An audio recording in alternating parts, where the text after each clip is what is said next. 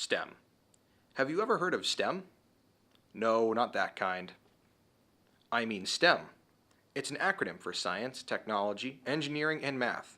Lately, it has even turned into STEAM. We just add art. So, what is STEM all about? You know how in school you go to science class, then you go to technology class, then engineering class and math class? Well, STEM is an attempt to connect those classes so students can see how they are related. Making these types of connections can help students see how people interact at work outside of school. So, how are these disciplines connected, you might ask? Let's use a visual example, literally your vision. Do you know how your eyes work? This question is one for science. Science is about understanding the natural world through observation. When you look at something, the light reflecting off it enters your eye through the pupil. The size of your pupil changes as the iris opens and closes depending on the amount of brightness. The lens focuses the light onto the back of the eye, the retina. The retina is a mass of light-sensitive neurons called photoreceptors, which change light signals into electrical ones. These electrical signals are then sent to your brain, and ta-da, you can see. So how do we know all this? A lot of science, observing and trying to understand the natural world. Areas like biology, anatomy, physiology, physics, and chemistry have added to and built our knowledge and understanding. So, do we all see the same thing? How can we tell? In come math and technology to measure our vision. We measure vision using the Snellen chart. How about we throw in a little history? In 1860, Hermann Snellen determined average vision. He stood his patients 20 feet away from his eye chart and had them read from it. The measurement was 20/20 vision. In other words, you could see what most people could see from 20 feet away. If your vision is impaired, you might have 20/40 vision, which means what the average person sees from 40 feet away, you would see from 20 feet away. Redesigned and improved with the Logmar chart by the National Vision Research Institute. Most people have similar vision, so their vision is called average. Others have vision difficulties, impairments, and some can't see at all. Enter technology and engineering. Can we help some people see better? If we understand the problem, can we solve it? The most common vision problems are focusing problems. So, how can we help an impaired eye focus? Let's start with some engineering. Using biomimetics and copying nature, we can copy the eye's lens and change the contours and refocus the light. Understanding how to do this involves anthropometric data, the measurement of humans. We also need to know a little physics and how to bend light, and some engineering, understanding materials like glass and plastic and how we can model and shape them. The solution? Glasses. We have now had a lot of time to perfect making glasses with a variety of corrected lenses to fix less than perfect vision. We have gotten so good at it that we have time to focus on other things too, like style. Not only do glasses now work well or function well, but they look great too. This is called form. This is where the art comes in. Our desire to improve never ends. Now we have bifocal lenses that can help fix problems, seeing close up and far away with the same pair. We improved again and developed progressive lenses that smoothly blend two lenses, one for far away and one for close up. We improved again, making transition lenses that change with light, turning your indoor glasses into sunglasses. How about putting that lens directly on your eye? Contact lenses, yet another improvement. And now we even have the option of LASIK eye surgery, where the contour of your eye is reshaped to improve focus. This was originally done with a scalpel, but even that has improved using a laser and a computer. For those who lost their vision or were born without vision, we can help that too. Communication can be improved with things like Braille. As you can see, our ability to constantly improve never ends. Our lives are better than our parents and grandparents because of advances in our skill and knowledge and our desire to be better today than we were yesterday. And STEM helps us move in that direction. Welcome to Grafton High School. My name is Jim Pignataro, and I am here today with members of our Science and Technology Department. We have Fran Graves, Jason Cody, who's the Department Head of Science and Technology, and Karen Howland. We're here today to share with the Grafton community the STEM program that we have here at the high school. There's a lot of great things happening here. This is a new initiative here at the school this year, but in fact you'll find out that some of these activities have been going on for many years. So at the high school we've done a lot of stuff in the science technology area for many years. As long as I've been here, we've had a lot of kids move on to engineering, we've had kids go into nursing and physical therapy, we even have some former students in medical school and with medical residencies. So we've had a lot of success in our science department, and what we want to do this year is really kind of formalize the connections between technology, engineering, mathematics, and that's what we're doing with the STEM program. So we have a lot of students at the high school that take 5 or 6, and some we've even had to take 7 science technology courses. All our graduates take 4 years of a math program. So what we want to do is try to connect that. This year what we're adding in is the science fair, which we'll talk about in a little bit. And that science fair is really the chance for our students to make those cross-curricular connections with what they decide to do. Yeah, I think that's the big issue too, is the kids trying to make those connections at school. They're taking classes in math, and they're taking classes in science, they're taking classes in engineering, and it's just a matter of having them identify and understand where those connections are and how they interrelate. Like Jay said, we've had great success in the past with students that we've had. I've had lots of students come back to say that they were, very first thing that they were doing was at college was given a project, and half the class didn't know what to do. And the students from Grafton High School were prepared because they'd experienced it before. And that's one of the great things about our elective courses that we have, that the kids get the opportunity to experience some things kids at other schools don't do. And when all of a sudden the students dumped into a lab or dumped into a shop situation, and they have an experience working with various types of equipment and actually building things, doing things, creating things, that they can be successful and have led the way with their other classes at the college level to help kids through that haven't had that experience. So I think we're a little bit of a leg up on that. And the big thing is just to make them see the connections between those disciplines. Karen, what's your thoughts? So I think the STEM program is a nice way for students to also expand their experiences within those different areas. So some students will say, oh, I'm really great at biology, or I'm really great at chemistry, but I'm not good at the other ones. But with the STEM program, you're able to sort of dabble into those different areas and maybe find areas where you can be successful, or you maybe didn't know before, or discover a new passion in the area. So I think that providing this opportunity gives students a chance to be able to do that. So to make a connection with the community is, you hear this word STEM just thrown around in many different places. Can anybody talk about some of the actual things that are happening in the classroom that would come underneath this STEM umbrella? Well, I think we've talked about a little bit already, just in each of our classes making some of those connections. So in the freshman biology classes, we started the year incorporating what we called STEM challenges. Where we take, we use it was our marshmallow challenge actually, and it was more of a design an experiment or design process that we were looking for, and having the kids kind of think a little bit outside the box in that design process. So we used the little STEM challenge to kind of introduce the design process and scientific method and those kinds of ideas. We're making connections in our chemistry units with math. Kids are realizing, oh, I didn't realize chemistry was math. Or in biology, similar thing, where they're calculating field of view, incorporating those ideas. So I think we're putting in a little bit more of an effort to point out to our students those connections between the sciences, engineering, and mathematics. If somebody is watching this show and they said, well, what's the difference? I went to school 25 years ago. What's the difference between biology then and now in terms of what you're explaining? What would be the difference? I think we're not learning biology in a box. We're really trying to make those connections. When Mr. Graves has talked about this quite a bit, life is not in boxes. There are connections amongst everything in your life. So if we can make those connections and show students those connections here, it's an easier transition, when they're outside of our classrooms, I think. Yeah, we talk a lot about problem solving too and critical thinking, and most of the success in that is understanding process. And whether that's the scientific method or whether that's the design process, what it does is it provides kids with a basis that they can go through, see the success. If I apply this process to a problem, no matter what the problem is, I need something to hold my hair up because it's windy out, or I'm trying to fix the steering in my car, the process of solving that problem is the same basic steps.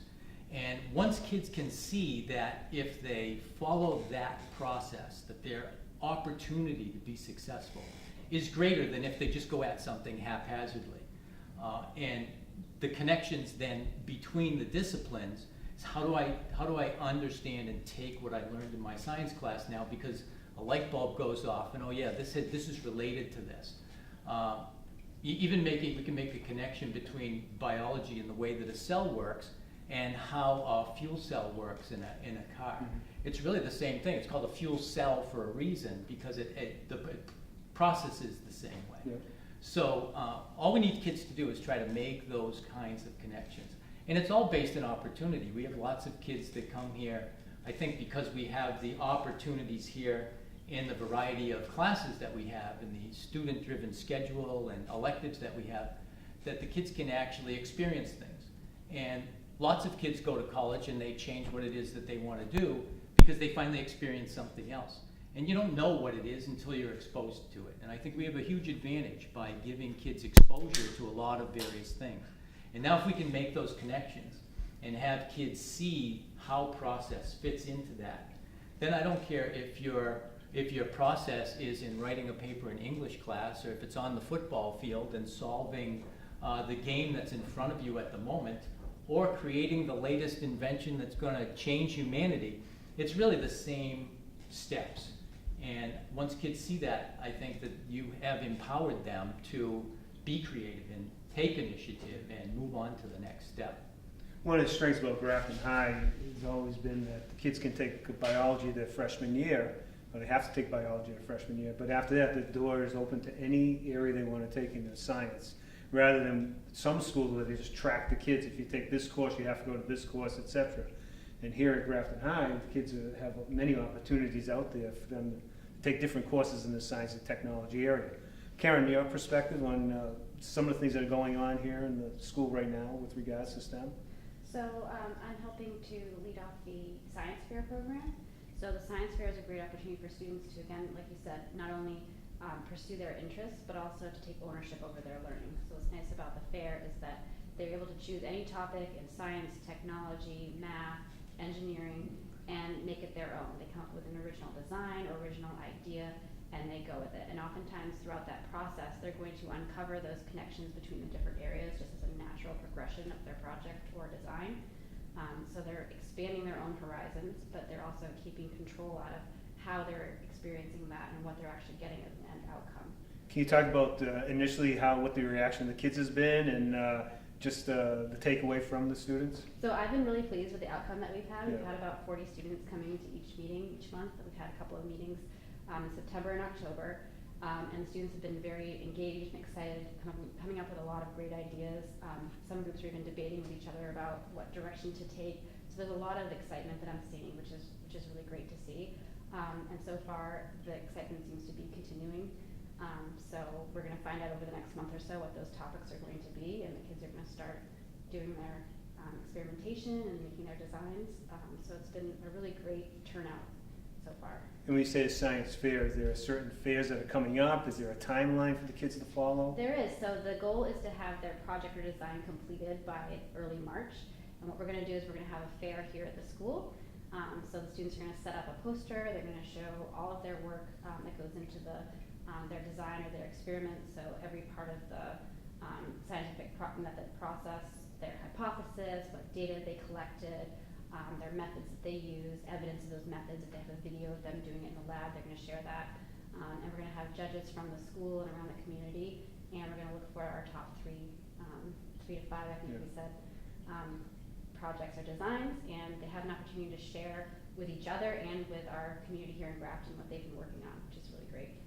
So Last year when you had the science fair, there were a few kids that were involved last year. That was a pilot type program. So we had a few self-motivated students who decided they wanted to participate. There's a regional fair and a state fair that's run by an organization here in Massachusetts. We had a couple groups of students who decided on their own that's something that they wanted to experience. So they created their own STEM club, which was a group of about 7 or 9 students, and they had 2 projects that carried forward into the regional and the state fair. We had an engineering project and a biology project. And those students, most of them are participating again this year. So there's some carryover from that. I remember that last year, and there were some kids that did an awesome job. They did. I can remember speaking to them about the projects that they did.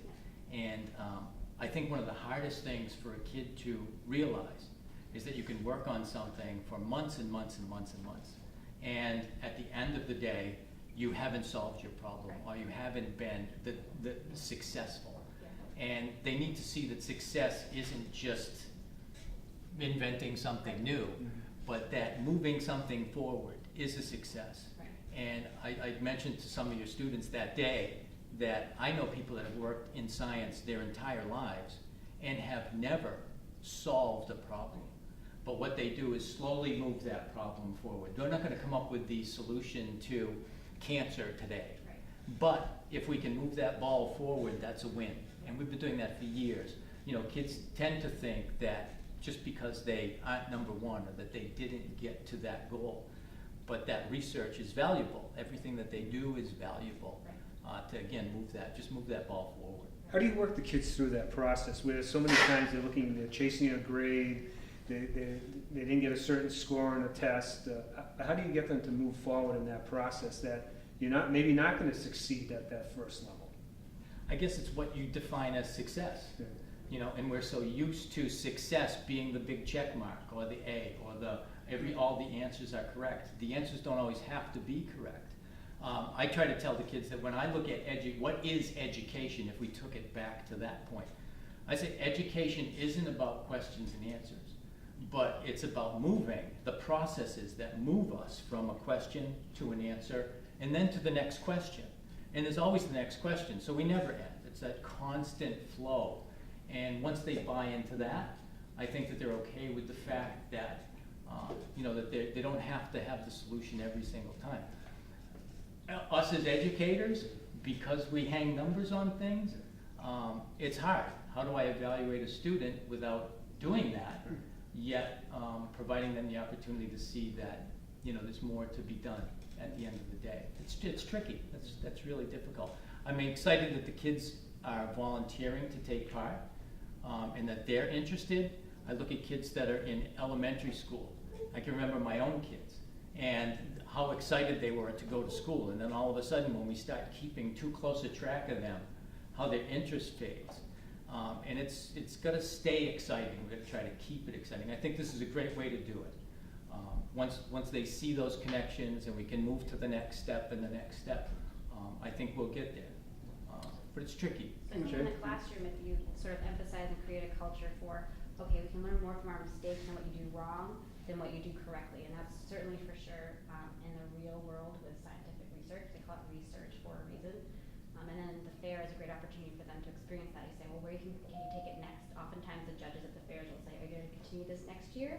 And it gives them something to think about to move forward with. What's the grade span of the kids involved right now with the science fair? We have students from all 4 years. We've got freshmen, we've got sophomores, juniors, and seniors, and the breakdown seems to be equal among grades. That's great. Jay? Yeah, I was just going to add, and I think Ms. Holland said it, that process from, the process from the question to the answer back to the question, there's going to be a lot of mistakes, and I think students need to be comfortable with making mistakes and understanding that when you make mistakes, it's okay if you can learn from those mistakes.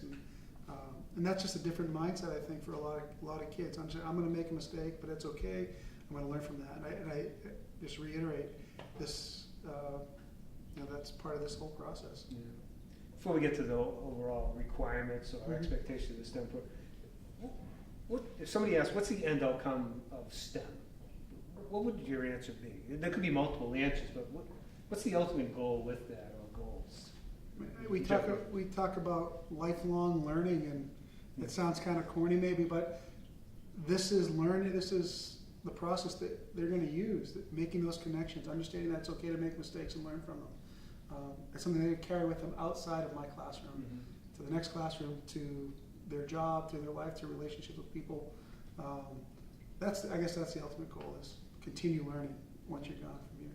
Mr. Graves, any thoughts? Yeah, the world is a changing place, no question. That they say that students now will see more in their lifetime than all of history. So the evolution of that advancement in what we do takes place at such a rapid rate that you have to keep up. And it's not like it used to be. I think technology has changed the way we do things. And because of that, we need to think of the computer, input, output, the information that we provide for some of our technology to analyze. We can't wing it anymore. You have to have answers and put in good information to make that happen. So it's difficult to go out into the world and get a job someplace too. And we can look at where all the opportunities seem to be, and it's in STEM. It's in the science, technology, engineering, and math areas. Those are the strongest things, our biggest growth. So if we want to compete, if we want to stay afloat, we can look at the United States being a manufacturing country 100 years ago, and how that evolved to engineering, manufacturing. It's like anything. Once people see how to do it, and I can copy what you do, then I can do that. I can mimic that. And then we move to be the engineering leaders. Okay, we're gonna be the thinkers now. And now what we are is the innovation leaders. And engineering is all over the world now at an extremely high level. So if we're gonna keep our edge, that's our next opportunity, is to be innovative. And in order to be innovative, you have to be a thinker. And to be that thinker, you need the background. And it's that science, engineering, and math. How do I put this to work and make this move us, advance us, just like we were talking about a second ago. Yeah. How do we advance from one point to the next? And those are the things that I think are driving everything. Ms. Howell, any thoughts on the end outcome of STEM? Yeah, I would agree with what these Yeah. guys have said about the lifelong learning and promoting that confidence and setting students up for success in the real world, but also helping students find a love for one of these topics that they might not have had before. Maybe try to reach more students who might think, oh, science isn't for me, who think that there's some sort of stigma attached to liking those topics. Maybe helping them see what they actually like about it or what they find interesting, so that they can move forward with that and be successful. And Mrs. Cody, you want to kind of wrap up everything, just talking about what are the requirements, so to speak, of the STEM program this year? So the requirements for STEM, again, it's science, technology, engineering, mathematics. So they need to take 5 science and technology courses. One of those must be a technology course, so manufacturing, CAD/CAM, architecture, design, those type of courses. And then from their other 4 science classes, they have to be from different disciplines. So biology, chemistry, or physics, and then the 4th can be in any of those disciplines. Additionally, they need 4 years of math, and then they must complete 3 science fair projects. They can substitute 1 science fair with the arts and technology night with their technology project. And then additionally, we have what's called, we haven't talked much about it, but STEAM, and you add the A in there, and that is for art. They can take also an additional art course, and then their STEM concentration comes into a STEAM concentration. Again, connecting science, technology, engineering, math, and art all together. And what number do we have right now as far as the students that are participating in this program? So we have again, it's our first year. So what we would do for the numbers is we would look at those freshmen who are involved in the science fair. Even if you're not involved in the science fair this year as a freshman student, it's not too late. You can get involved next year. So there's no timeline on when you need to declare that you want to be STEM. It's kind of a fluid timeline. It really will matter in their junior year when they start to look at colleges and things like that and what they want to do. So if we have a freshman this year that's thinking about it but not quite sure, they can kind of get a little more comfortable and make that decision a little bit later on down the line, as long as they meet the requirements. All right, well, I want to thank our teachers from the Science Technology Department. They do an outstanding job with our students, especially with this new program, STEM, here at Grafton High School, and we thank you for watching us today.